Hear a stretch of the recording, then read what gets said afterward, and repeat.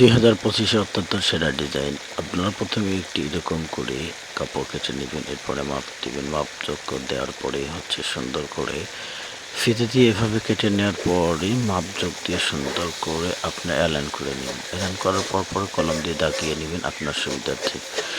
এরপর হচ্ছে মেশিনে সুন্দর করে কাঁচিগুলো দিয়ে কেটে নেওয়ার পরে বিস্তারিতভাবে আপনারা সেজে নেবেন। এরপর হচ্ছে যে কাজটি করবেন সেটি হলো পাইপিংগুলোকে সুন্দর করে বসাবেন কাপড়ের উপরে বসানোর পরে পাইপিংগুলো সুন্দর করে সেলাই করে নেবেন। অত্যন্ত চমৎকার একটি ডিজাইন আপনাদের সামনে দেখানো হলো।